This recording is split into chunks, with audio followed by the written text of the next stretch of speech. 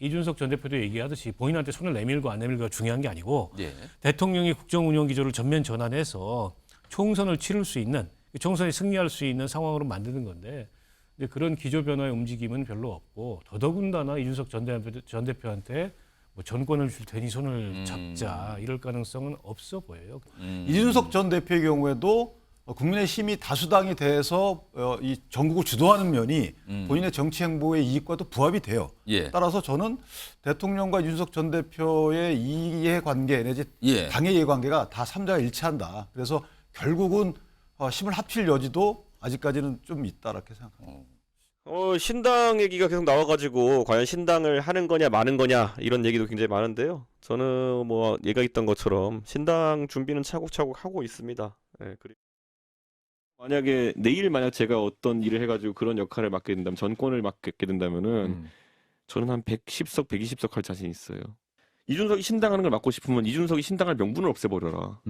만약 내일부터 갑자기 윤석열 대통령이 정신을 이제 뭐 바꾸셔가지고 막 갑자기 홍범도 흉상 이전 철회하고 그리고 박정훈 대령에 대해서 억울한 일 풀어주고 예. 거기에 더해서 뭐 앞으로는 이념 같은 거 안 내세우겠다. 그리고 이태원 유가족들 다 와가지고 용산에서 만나가지고 제가 정말 얘기를 하겠다. 이렇게 해버리면요. 이준석이 마음이 풀리고 말고와 관계없이요. 예. 신당 명분이 없어요. 이혼을 경험하신 분인데 네. 지금 이준석 대표 심정이 이해가 간다. 이미 마음은 떠났는데 네. 혹시나 그이가 막판에 정신 차리지 않을까. 시간은 정해놓고 두고 보는 겁니다. 저만큼 윤석열 대통령에는 신뢰가 있는 사람이 없습니다. 저는 윤석열 대통령이 변하지 않을 거라는 확고한 신뢰가 있습니다. 이준석 대표 이게 무슨 소리일까? 이게 은연중에 말을 보면 신당 얘기도 강조했다가 만약에 국민의힘에서 본인에게 전권을 주면은 뭐 120석까지도 자기가 만들 수 있다라 자신 있다는 얘기도 하고요. 뭐 신뢰 얘기도 꺼내고요. 이게 뭐죠? 어떻게 들으셨어요, 이거는? 그러니까 제가 개인적으로 판단할 때는 예. 신당을 하겠다는 것에 대한 어떤 생각보다는 예. 당에 남아서 역할을 하고 싶다. 그게 훨씬 더 그럼 이준석 대표의 은연중에 마음속에 국민의힘에 다시 복귀해서 뭔가 총선을 위한 역할을 하고 싶다라고 읽으시는 겁니까 지금? 그렇죠. 뭐 복귀가 아니라 지금도 당원이니까 잔류한 상태에서 중요한 역할을 맡게 되기를 바라는 마음. 그걸 아마 최우선으로 생각하는 지금 상태가 아닐까 봐요. 왜냐하면 뭐 비대위원장을 맡겨주면 뭐 110석, 120석 할 수 있다. 이런 말은 예. 질문이 그렇게 나오더라도 본인 입으로는 안 해야 돼요. 아 그런 질문을 혹시 뭐 당에서 정권 주면은 어떤 생각이시면 그런 일이 있겠습니까? 저는 신당 많이 생각하고 있어요. 이렇게 그렇죠. 간다 이거죠? 근데 무의식적으로 그 얘기를 하잖아요. 그러면 마음속에 그걸 주면 받겠다는 거가 전제돼 있지 않으면 예. 그런 대답을 할 수가 없잖아요. 그리고 본인이 비대위원장 됐을 때 몇 석이나 될까를 생각해봤다는 거 아닙니까? 그렇다면은 당에 잔류해서 뭔가 하는 것을 최우선으로 놓고 그게 예. 안 되면 내가 신당을 하겠다 이 얘기를 하고 있는 건데 예. 솔직히 얘기해서 신당 얘기도 제가 볼 때 물리적으로 굉장히 어려워요. 신당을 하려면 중앙당이 있어야 하고 시도당 5개 이상이 있어야 하고 예. 각 시도당 5개 각각 1,000명 이상씩의 법정당원이 있어야 합니다. 예. 그걸 언제 합니까? 총선은 4월 10일이고 공천 작업은 아무리 늦어도 2월 말부터는 뭐 해야 돼요. 그러면 물리적으로 지금 사무실 구하고 사람 구하고 당원 구하고 이걸 언제 한다는 얘기인지 저는 이해를 못 하겠습니다. 그러면 결국에는 당에 남아서 계속 역할을 하고 싶다는 마음이 더 큰 것 같다 이렇게 보시는 겁니까? 그렇죠. 그러니까 이준석 대표가 신당 창당에 대한 어떤 의지를 밝히려면 물리적으로 뭘 좀 보여줘야 돼요. 뭐 예를 들어서 사람이 얼만큼 모여 있고 예. 본인이 어디 예를 들어 중앙당은 어디다 할 거고 이런 물리적인 좀 증거 같은 거를 제시를 해야지 예. 오늘도 1% 올랐습니다. 내일은 또 1% 오르겠습니다. 이런 얘기하는 거 가지고는 아무런 감동이 없다. 이렇게 봅니다, 저는. 지금 방금 들으신 영상 중에 윤석열 전 대표가 윤석열 대통령이 뭐 어떻게 바뀌면 뭐 이런 얘기를 좀 강조하잖아요. 이와 관련해서 어제입니다. 윤석 대표가 관련 얘기를 꺼냈고요. 김종인 전 위원장은 요즘에 윤석 전 대표를 좀 도와주는 위치에 있는데 이거 관련 얘기도 꺼내놨습니다. 연속해서 나옵니다. 들어보시죠. 당장 대통령께서는 저에게 이건 오늘 제가 처음 밝힌 거 저한테 경기도지사 패배 책임을 물으셨어요. 아, 그랬어요. 저한테 직접. 이번에 네. 저희 경기도지사 저가 좀 굉장히 기분이 안 좋습니다. 그러셨어요. 대통령께서. 역대 최고 수준의 지방선거 승리를 거뒀음에도 불구하고 제가 속으로 당대표에게- 얼마나 속이 탔겠습니까? 경기도지사 후보 내가 냈습니까라고 말하고 싶은 게 굴뚝이었죠. 어허.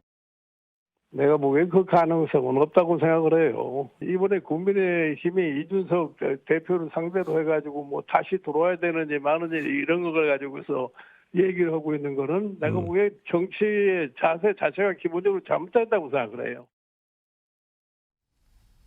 이준석 전 대표의 말을 복잡한 말들이 많이 나오는데 가만히 보면은 복귀를 하면은 내가 자신이 있는데요. 그런데 전제 조건이 좀 있거든요. 뭐 이런 얘기.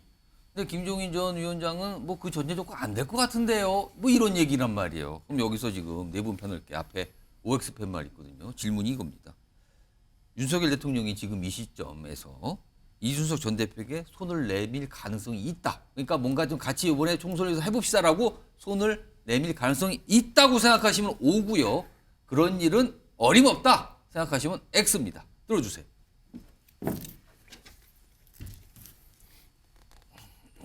두 분이 X고요. 한 분은 뭡니까? 한 분은 이게 가운데가 세모네요. 뭐 잘 모르겠다는 뜻일 수도 있고요. 중간일 수도 있고요. 그리고 유기찬 변호사께서만 유일하게 O. 자, 그러면은 유기찬 변호사 O를 드셨어요. 그러니까 손 내밀 가능성이 있다고 보신 거네요. 일단 뭐 총선 승리가 지상 과제면 예. 총선 승리를 위해서는 할 수 있다라고 생각하는데 그러니까 이준석 전 대표의 지금 흉중이 궁금하긴 해요.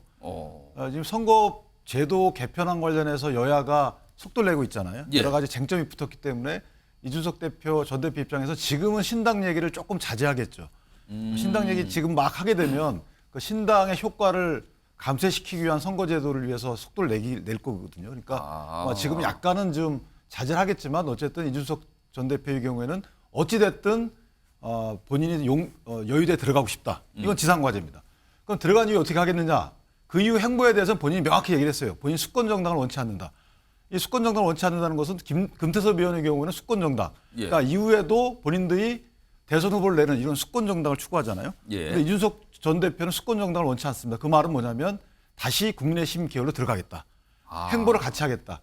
그런 취지는 결국은 만약에 당내에서 나한테 자리를 주면 들어가겠다라는 겁니다. 그게 가장 수월하죠. 그러면 그게 예를 들어서 만약에 지금 잘해주면 지금 남아있지만 나갔다가 그때 잘해주면 그때 들어가겠다 이겁니까 지금요? 그렇죠. 그런데 전제가 있습니다. 그럼 들어가서 어떤 행보를 하겠느냐에 대한 서로 간의 신뢰를 보여줘야 돼요. 예. 예를 들면 그때 들어가서 대통령이 잘하고 못하고를 떠나서 무조건 반윤 비윤의 행동을 한다. 그러면 대통령 입장에서도 사실은 이준석의 손을 잡기 어렵겠죠. 예. 그런데 그게 아니고 대통령을 견제하는 역할을 하되 이건 객관적인 신뢰성 있는 견제를 하겠다. 이런 취지의 어떤 신뢰를 준다 그러면 총선 승리를 위해서 손을 잡을 수 있다라는 생각이 들고요. 그 방법이 이준석 대표에게 어떤 자리를 준다는 의미도 있지만 예. 아까 이준석 전 대표가 한 얘기처럼 이러이러한 조치를 해달라. 이전에처럼 지하철역 앞에서 인사를 해달라. 예. 그리고 이 A라는 걸 해달라. 지금도 마찬가지입니다. 뭐 세 가지 얘기를 한 것 같은데 그런 취지에 호응하는 방법으로 손을 내밀려지는 있다. 저는 그렇게 생각합니다. 지금 말씀하신 중간에 대선 때 영상이 나갔잖아요. 그때도 한참 사이가 뭐 같이 하다가 또 멀어졌다가 하는데 뭐 부산에 가서 만나고 지금 내려가서 만나고 하면서 뭐 화합하는 자리 지금 저 장면이었거든요. 지금도 많은 분들이 저 얘기 많이 하시는데 이런 모습이 또 있을까 없을까 이거예요 지금. 근데 일단 유기찬 변호사는 가능하다라고 보셨고요. 그러면 소영주 부대변인하고 지금 박원석 의원님은 X인데 일단 소영주 부대변인은 X 어림없다 그런 일 이렇게 보시는 겁니까? 그렇죠. 어림없죠. 저는 이준석 전 대표 지금 발언을 보면 다 비꼬는 거예요. 이게 무슨 내심 뭐 돌아가고 싶다 아니면 그런 거 윤석열 아니다. 대통령 신뢰한다 이거 아니거든요. 다 그냥 비판한 거다. 그러면 이거예요. 내가 내일 비대위원장 되면 120석. 지금 국민의힘의 친윤 체제는 어림없다 그겁니다. 내가 돌아가야만 그 정도는 얻을 수 있다. 그러니까 그렇지만 나는 돌아갈 나는 일 생각 없다. 없다? 없다. 그 얘기를 깔아놨고요. 일단 두 번째 윤석열 대통령을 나만큼 신뢰할 사람이 없다. 그러니까 잘 안다는 얘기잖아요. 그런데 윤석열 대통령은 변하지 않을 거를 신뢰한다. 얘기하죠. 비꼬는 겁니다. 다 그냥 받아치고 비꼬는 부분들이기 때문에 저는 뉴스메이커로서 또 뉴스를 만든 거예요. 지금 벌써 논박이 되지 않습니까? 내일 당장 되면 또 물어볼 거예요. 예. 그러면 더 재미있는 말로 비꼬면서 본인의 뉴스를 생산할 것이다 라는 측면이고 윤석열 대통령과 이준석 전 대표는 이제 다시는 갈 수 없어요. 제가 봐서는 이거는 다시 물어볼 필요도 없고 정치 상황이 변한다 하더라도 예. 다시는 못 간다. 또 성정 자체가 윤석열 대통령 성정이 제가 이준석 전 대표를 안을 만한 포용력이 있다라고 생각은 하지 않습니다. 국민들도 그렇게 생각할 것 같아요. 박원석 의원도 X를 선택하셨는데 지금 방금 소영주 부대변인이 이거는 물어볼 가치도 없다 그러는데 그래도 물어봐야겠네요. 왜 X입니까? 일단 너무 멀리 왔죠. 다시 돌아가기에는. 어. 그러니까 두 사람의 관계라는 게. 그리고 지난 대선에는 어쨌든 그게 윤석열 대통령 본인 선거였고 본인이 당장에 급했던 상황이었습니다. 때문에 이준석 대표하고 불협화음이 일어나고 몇 차례 뭐 어디 지방으로 가고 예. 찾으러 가고 그래서 극적인 회동, 극적인 화해가 이루어지고 하는 모습이었는데 예. 지금 이제 좀 달라졌어요. 지금 대통령이란 말이죠. 물론 대통령이 이제 총선에 신경을 당연히 쓰겠죠. 그러니까 총선 승리를 원할 거고. 그러나 한편으로는 과연 지금 이준석 전 대표한테 손을 내밀어서 또 이준석 전 대표가 원하는 바대로 뭔가 당에서 역할과 권한을 부여한다 그런들 예. 그게 총선을 이기는 길일까? 그리고 그렇게 만들어진 총선 결과가 국정 운영에 좋은 걸까? 이런 예. 여러 가지 생각을 할 것 같아요. 윤 대통령은 일사불란한 걸 굉장히 선호하는 분이잖아요. 그러니까 이제 지난 당대표 선거할 때도 자기가 마음에 드는 안 드는 후보들 다 주저앉히고 마음에 드는 후보를 초이스해가지고 당대표 만든 거지 않습니까?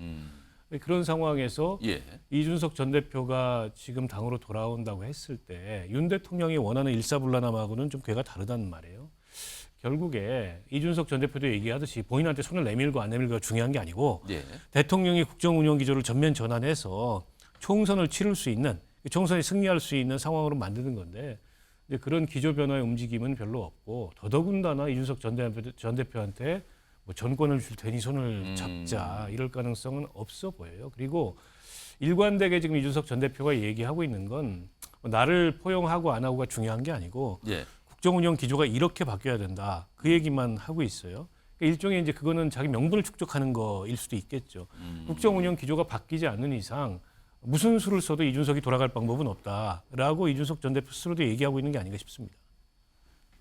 일단 두 분은 X, 한 분만 O. 지금 윤석 대표 남으셨는데 지금 준비된 영상 아까 나갔는데요. 과거 대선 때 모습 있잖아요.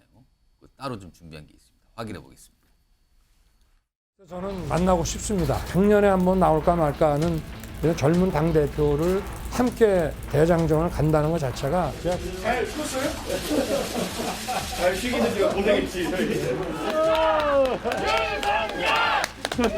선대위 내에서의 모든 직책을 내려놓겠습니다.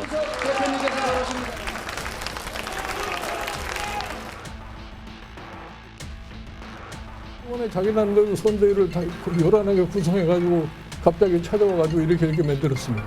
무슨 놈의 선대위가 이렇게 복잡하냔 말이에요. 선대위라는 그 조직 자체를 아예 두는 것보다 그 본부 체제로 해서 가는 것이 더 슬림하고 그러게 기억을 돌려보니까 대선 때도 윤석열 당시 후보와 함께 김종인 당시 선대위원장, 그다음에 이준석 전 대표 다 등장을 했었군요. 저렇게 또.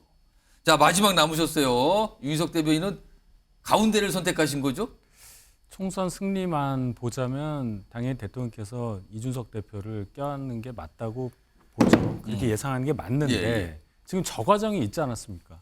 저 과정이 없었다라면 저도 이렇게 이미 오를 겪었다, 했겠는데 지금. 저걸 두 번이나 겪었단 말이에요. 아. 그렇기 때문에 그 결과가 뭐였느냐. 물론 저희가 승리를 했으니까 예. 그 공과에 대해서는 또 여러 가지 논박도 있고 이견이 있을 수는 있겠지만 그 이후에 벌어진 사건들을 생각을 한다면 윤 대통령 입장에서 과연 저것을 세 번째까지 시도를 하는 게 맞냐고 판단할 수도 있어서 두 번이면 충분했다. 예, 제가 그분 속에 들어가 본 게 아니어서 예. 제가 가운데를 선택한 겁니다. 근데 뭐 사실상 약간 부정적인 아닐 것 같다는 쪽으로 가운데를 선택하신 거네요. 아니 하실 수도 있죠 이렇게. 알겠습니다. 아, 근데 그 당시하고 상황이 또 많이 바뀌어서 그 당시에는 후보자로 선출되고 나서 예. 직후여서 당내 기반이 그렇게 없었고요. 지금은 또 지금은 이제 선대위를 구성하거나 뭐 어떨 때 한동훈이란 카드도 있단 말이에요. 그러니까 이준석 전 대표를 어느 정도 뭐 견제 기능을 할 수 있는 또는 역할 분담할 수 있는 여러 가지 경우의 수 내지 카드가 있기 때문에 예. 저는 개인적으로 이준석 전 대표가 이전에 있었던 상황보다는 예. 지금 당내 입지가 훨씬 더 줄어들 가능성이 있어서 예. 들어와서 여러 가지 그 본인이 이제 의원들을 모아서 뭐 이렇게 해 나가는 거는 본인의 예. 능력이기 때문에 개인적으로 상당히 이전보다는 조금 더 가능성이 더 크지 않을까라는 생각을 합니다. 그러면 윤석열 대통령이 손을 내민 게 아니라 이준석 전 대표가 알아서 그냥 남을 거라는 쪽이신 것 같은데요? 저는 그래서 이준석 전 대표의 행보가 중요한 것이 선거제도는 아까 제가 말씀드렸고 이준석 전 대표가 시그널을 대통령께 보낼 수도 있어요. 저렇게 아까 신뢰 문제를 얘기했지만 뭐 본인이 앞으로 행보에 대해서 어떤 예. 시그널을 주게 되면 난 이렇게 앞으로 이렇게 행동하겠다. 그러면 그 시그널을 받고 뭔가 관계 개선이 될 여지도 없잖아 있고 이준석 전 대표의 경우에도 국민의힘이 다수당이 돼서 이 전국을 주도하는 면이 본인의 정치 행보의 이익과도 부합이 돼요. 예. 따라서 저는 대통령과 이준석 전 대표의 이해관계 내지 예. 당의 이해관계가 다 삼자가 일치한다. 그래서 결국은 힘을 합칠 여지도 아직까지는 좀 있다 이렇게 생각합니다. 가만히 보면 저 윤기찬 변호사께서 가장 낙관적인 전망을 일단 하시는 것 같아요. 너무 낙관적인. 너무 낙관적이라. 알겠습니다. 그런데요, 지금 이 신당 얘기가 나오면요, 이준석 전 대표가 만들려는 신당 얘기가 나면은 빠지지 않고 등장하시는 분이 유승민 전 의원이잖아요. 근데 어제군요, 유승민 전 의원이 인터뷰에서 약간 불만이 느껴지는 얘기를 꺼냅니다. 들어보시죠. 이준석 전 대표도 본인이 신당에 관한 결심을 아직 굳히지 못하고 뭐 하루에도 몇 번씩 마음이 왔다 갔다 할 거라고 저는 짐작을 합니다. 신당이라는 게 그냥 총선 앞두고 무슨 떴다방 같이 배지들 몇 명 모여가지고 그냥 해가지고 3번 받거나 4번 받아가지고 그렇게 한다고 저는 성공한다고 보지는 않습니다. 짧게 윤기찬 변호사, 유승민 전 의원은 그러니까 빨리 결심하라는 겁니까? 그러니까 하려면 빨리 하지 왜 왔다 갔다 하냐 이 불만입니까 지금? 말리는 거죠. 말리는 겁니까? 저 말씀을 저렇게 언론에서 하기까지는 개인적으로 많이 말리셨을 것 같아요. 저는 하지 말아라고. 그런데 이준석 대표의 속내를 드러내고 서로 간에 뭐 토론했는지 모르겠지만 어쨌든 유승민 전 의원은 말리셨을 거예요. 왜냐하면 경험이 있으시잖아요. 쉽지 않다는 거. 2017년도에 나가서 수권 정당을 표방하고 해봤는데 안 되잖아요. 그러니까 다시 들어오셨고 그것에 대해서 아들뻘인 이준석 전 대표에게 권하진 않았을 겁니다. 그래서 되게 솔직한 분 같은데 어쨌든 본인의 경험과 솔직한 심정을 얘기하면서 건의를 했을 거고 거기에 대해서 이준석 당대표가 이런저런 의사표시를 안 했겠죠. 그래서 아마 다시금 언론에 대해서 저렇게 권유하면서 공간을 좀 봉쇄하시는 게 아닌가 이런 생각이 듭니다. 떴다방 얘기 나오면은 좀 약간 폄하하는 것 같잖아요. 그런 표현까지 썼는데 그리고요. 사실 이준석 전 대표가 만들려는 의도를 내비친 신당 관련해서는 민주당의 비명계 얘기도 얼마 전에 나왔었단 말이에요. 그런데 이게 시간이 한 일주일 정도 흐르니까 좀 분위기가 달라진 것 같아요. 목소리 좀 들어보시죠. 이준석 대표에 대한 이야기들을 많이 하시는데 이준석 대표는 정치를 시작하는 근원에서부터 그동안 해온 행보 이런 부분들이 저희들하고 잘 맞다고 생각하지 않습니다. 그쪽은 아니다. 예. 알겠습니다. 이준석 대표가 같이 하는 것보다는 민주당이 빨리 바뀌어서 전체 민주적 정당이 돼가지고 단일 대우를 갖춰가자라고 하는 게 저희의 지금의 거의 뭐 99% 이상의 바람입니다. 민주당 99% 잘 되기를 바란다 이 말씀이시네요. 정규 부대변인. 네. 그럼 이준석 전 대표하고는 같이 안 간다 이겁니까? 정해진 건가요? 근데 저는 이제 보통 이제 언론에서 그 얘기를 해요. 비명계가 들썩거린다. 갈등하고 있다. 그렇지 않아요. 지금 말씀한 대로 비명계는 들썩거린 적이 없습니다. 유일하게 이상민 의원 혼자 왔다 갔다 했지요. 근데 이상민 의원이 비명계를 대표하는 분이 아니에요. 지금 원칙과 상식이 출범을 했는데 이상민 의원 같이 하지 않습니다. 거기는 참석. 이게 결이 다른 것이죠. 지금 이원 의원을 비롯해서 윤영찬 의원, 뭐 조홍천 의원, 김종민 의원 다들 민주당과 풍찬노소를 같이 하고 영광을 같이 했던 분들입니다. 그리고 기본적으로 당성이 있고 제가 개인적으로 취재를 해보면 내가 왜 당을 나가야 돼? 당에서 안에서 투쟁을 해서 당을 바꿀 생각이 충분히 있는 분들이에요. 그래서 저는 지금 이상민 의원께서는 최근에 했던 발언들 중에 뭐 진보와 보수의 의미가 없다. 더 이상 뭐 이제 고쳤을 게 민주당은 아니다 이런 식의 발언을 하시고 있단 말이에요. 왜냐면 아예 결이 다른 것이죠. 그래서 저는 이상민 의원의 발언들이나 움직임을 가지고 비명계 전체의 그냥 대표성으로 이렇게 표현하는 것들은 좀 과대해석인 것 같고요. 당내에서는 애초부터 비명계는 이준석 신당으로 기웃거린 적이 없었다. 그런 말씀을 좀 드리고 싶습니다. 이렇게 되면은 뭐가 이렇게 하나씩 이렇게 떨어 나가는 것 같잖아요 지금. 근데 그러면은 마지막으로 박원석 전 의원님. 박원석 전 의원님은 좀 꽤 지났는데 이준석 전 대표 신당 얘기가 나올 때 만났잖아요. 연락해서 만났다는. 그럼 박원석 전 의원님과 이준석 전 대표는 지금 어떻게 되는 겁니까? 아니 뭐 그 뒤로 다른 어떤 이준석 전 대표와 접촉은 없었고요. 예. 어찌됐든 간에 제가 갖고 있는 지론은 지금 양당의 양극단이 보이고 있는 이 관용도 자제도 사라진 예. 우리 민주주의를 초라하게 만드는 이런 정치를 넘어서야 대한민국 정치의 새로운 비전이 열린다. 그런 차원에서 이준석 전 대표가 만들고자 하는 신당이 어떤 그런 가치나 그런 비전에 부합하는 점이 있다면 논의를 예. 해보자 열어놓고 예. 때문에 이제 각자의 구상들이 좀 구체화되고 어떤 범위에 어떤 사람들과 이제 신당을 하고자 하는지 이런 것들을 좀 따져봐야 되겠죠. 그러니까 민주당 비명계 그 의원들 같은 경우에도 그런 맥락에서는 문제의식이 맞다는 측면이 있어요. 그러나 지금 이제 민주당 비명계는 당내에 이제 정풍운동을 선언하고 당 개혁을 촉구하는 그 포지션에 서 있단 말이에요. 예. 근데 여기에 이제 이준석 전 대표하고의 신당의 메시지가 섞이면 이게 메시지 혼선이 옵니다. 때문에 이제 거리를 저는 지금은 단호하게 두는 거라고 보고 그러나 민주당 이제 비명계 의원들의 저런 요구 사항이 받아들여질 가능성이 있느냐 이재명 대표에 의해서 지금처럼 뭐 방탄 그 이 당 운영 안 하고 예. 그다음에 뭐 개딸들과 같은 그런 강성 지지층에 휘둘리는 이제 그런 어떤 당 운영 안 하고 받아들여질 가능성이 별로 없어 보이거든요. 그럼에도 불구하고 저분들이 당에 남아있을 여지가 있느냐 저는 별로 예. 없어 보여요. 때문에 이상민 의원하고 템포가 다르지 저 이른바 이제 원칙과 상식 의원들도 일종의 이제 명분 축적 빌드업 과정에 들어갔다고 보고요. 그 빌드업이 끝나고 예를 들어서 민주당을 떠나서 새로운 어떤 정치의 길을 모색하는 차원에서는 예. 그때는 모든 게 원점에서 다 재검토 대상이 되는 거죠. 그게 이준석과의 연대든 삼지대에서 예. 누군가와 만나서 새로운 정당을 만드는 거든 지금 단계는 그 단계가 아니다라는 얘기를 저분들이 하고 있다고 저는 봅니다. 그럼 박원석 전 의원도 지금 지켜보시고 있다 이 뜻입니까 지금? 그렇습니다.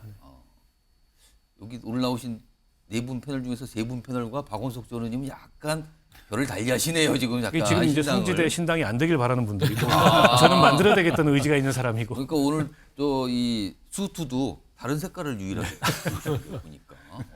저는 개인적으로 삼지대가 잘했으면 좋겠어요. 예, 양당 정치의 폐해 부분에서는 국민들이 피로감 느끼는 거는 사실이니까요. 근데 하나 아쉬운 거는 삼지대가 필요할 수도 있죠. 그건 경쟁력을, 자생력을 본인들이 키워왔어야 되는 거잖아요. 예. 한 1, 2년간의 활동을 열심히 해가지고 미리 이게 뿌리 내려왔으면 좋은데 이게 항상 선거 때마다 이러니까 조급하게 했다는 그렇죠. 거네요. 국민들이 볼 때는 삼지대라는 것이 과연 이게 뭐 선거 당선을 위한 플랫폼이냐 이런 오해가 있는 거죠. 그래서 저는 개인적으로 진정성을 확보하려면 최소한 1, 2년을 활동을 해온 정당이어야 되는데 그런 점에 있어서는 좀 아쉽다라는 생각이 저는 12년째 삼지대에서 활동하고 있습니다. 박원석 의원님 제가 인정합니다. 네. 알겠습니다. 갑자기 이렇게 훈훈하게 마무리를 의견을 다르시지만 알겠습니다. 아무튼 뭐 신당 관련해서 얘기는 많은데 아무튼 얘기만 많은 건지 정말로 뭐가 이루어지는 단계인지 이런 거는 판단이 좀 많이 다른 것 같아요 지금.